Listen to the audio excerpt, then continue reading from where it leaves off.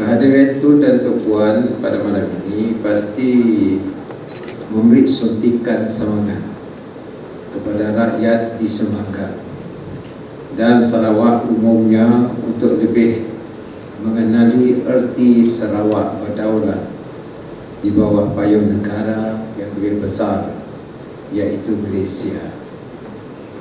Sebagai seorang tokoh yang telah berpeluang untuk mengenali aspirasi Allahyarham Tunku Abdul Rahman, iaitu Perdana Menteri Malaysia yang pertama, apabila beliau mempelawa wilayah-wilayah lain termasuk Sarawak untuk bergabung di bawah naungan kedaulatan yang lebih besar.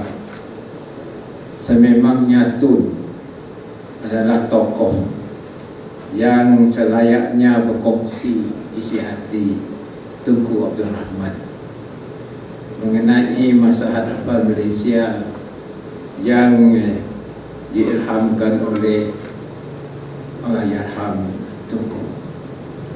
Because you serve under Tunku Abdul Rahman, you know the inspiration of our first Prime Minister. Sebagai seorang tokoh yang telah berada di peringkat persekutuan, saya percaya Tun adalah pemimpin yang sebaik-baiknya yang kita ada untuk memberi panduan kepada pemimpin-pemimpin muda bagaimana kepentingan negeri dan kepentingan nasional harus dilihat dalam perspektif yang memberi faedah kepada semua pihak. Semoga kehadiran Tun dan Tok Puan pada malam yang berbahagia ini bersama rakyat jelata, khususnya masyarakat di bahagian Seri Aman, mengukuhkan lagi pengertian bahawa kedudukan Tuan Yang Terutama yang di-Pertuan Negeri adalah institusi yang menyatu padukan rakyat berbelah bangsa dan agama di bumi Kenyalan. Pertama Tun, kalau mohon izin untuk ucap kepada hadirin sekalian.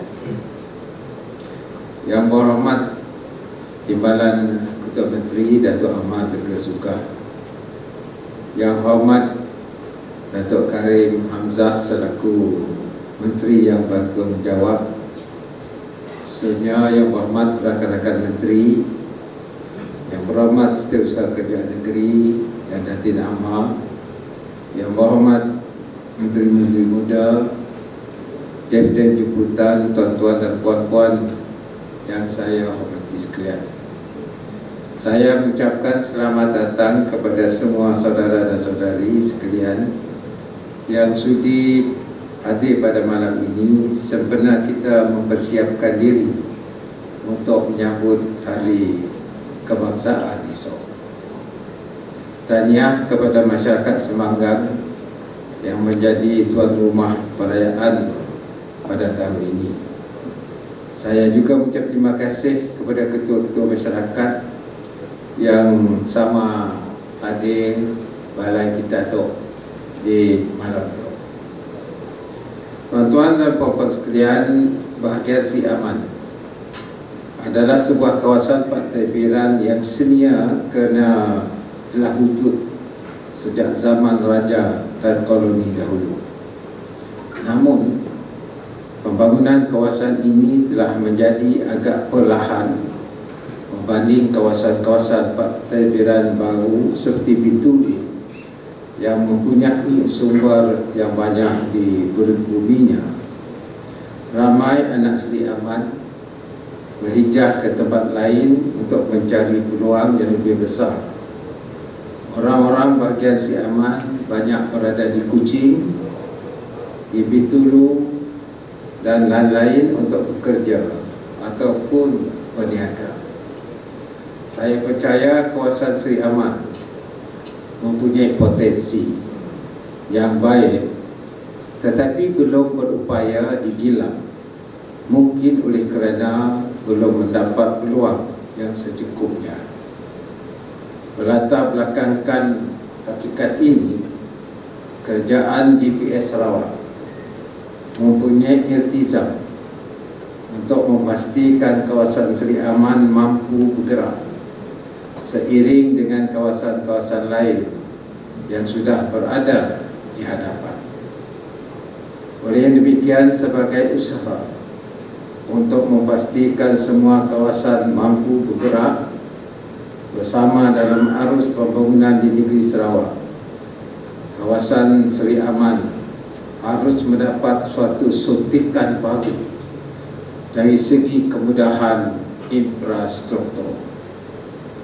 Saya yakin jaringan lebuh raya kedua yang melewati Seri Aman melalui Sebuyau dan Lingga dan terus ke Roban akan memberi suntikan yang diperlukan untuk menghidupkan suasana ekonomi yang lebih vibrant bagi kawasan Seri Aman.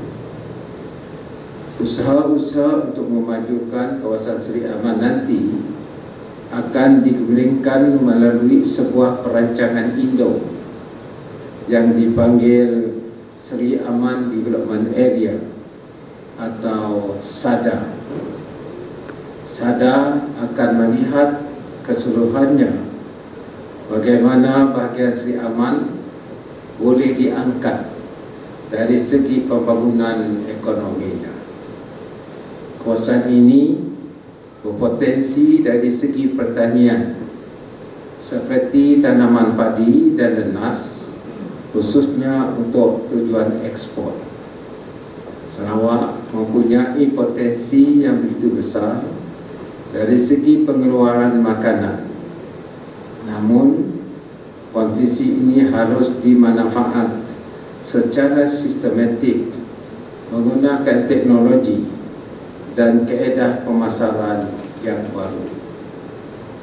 Sektor pertanian keseluruhannya mendapat peruntukan 700 juta dari kerajaan GPS tahun ini untuk memperkasakan bidang pertanian di Sarawak. Kerajaan negeri sudah mempunyai pejabat perdagangan atau trade office di Singapura untuk mempromosi dan menyelaraskan kegiatan perdagangan khasnya hasil pertanian dengan Singapura.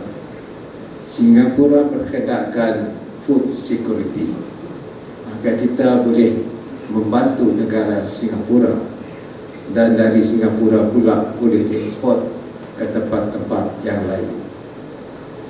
Trade office juga akan dibuka di Pontianak di Kalimantan dan di Brunei Darussalam untuk tujuan yang sama, iaitu membuka pasaran bagi bahan-bahan makanan dari Sarawak. Sarawak sekarang mengekspor ikan tilapia dari Lubuk Antum, kinzir, telur ayam, terung Dayak dan lain-lain sekarang ke Singapura. Banyak lagi bahan makanan yang boleh diekspor ke Singapura seperti terung asalkan standard kualiti makanan Singapura yang tinggi mampu kita penuhi. Dari segi sektor pelancongan, memang kawasan Seri Aman ada potensi yang baik dengan adanya tempat-tempat seperti empangan batang air, culture and nature tourism bagi kawasan seperti Sekerang dan Batang Lamana. Kehidupan orang hutan di Taman Negara Batang Air, Benak, Batang Rupa, kehidupan liar di kawasan payak tanah gambut seperti Taman Negara Maludang dan yang lain-lain.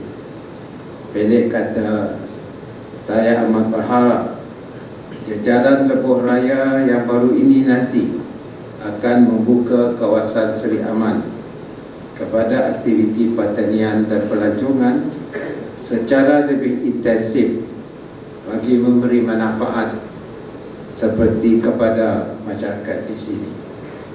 Tuan-tuan dan puan-puan sekalian, kita merasa bersyukur kerana Sarawak sebuah negeri yang aman dan rakyatnya sentiasa berusaha untuk mengekalkan perpaduan walaupun berlainan agama dan latar belakang. UNIFOR atau Unit for Other Religion yang ditugaskan untuk membantu agama-agama lain selain daripada Islam adalah bukti kesungguhan kerajaan GPS Sarawak untuk menyatu padukan rakyat berbagai agama dengan memberi penekanan kepada semangat saling hormat menghormati antara sesama mereka, berteraskan kepada trust, kepercayaan di antara kita. Sempena dengan Hari Kebangsaan yang kita raikan, saya yakin dan percaya rakyat yang saling faham memahami antara satu sama lain adalah unsur-unsur yang akan memperkayakan lagi semangat kita untuk membina Malaysia yang lebih kukuh dan gah di mata dunia. Sebagai menghadiri ucapan saya ini, sekali lagi saya bagi pihak rakyat jelata ucap terima kasih kepada Tuan Yang Terhormat Tun dan Yang Amat Berbahagia Tok Puan kerana sudi bersama rakyat di Semanggang pada malam ini untuk sama-sama memeriahkan malam ambang sambutan Hari Kebangsaan 2020. Kepada Menteri yang bertanggungjawab dan rakan-rakannya saya ucapkan tahniah. Assalamualaikum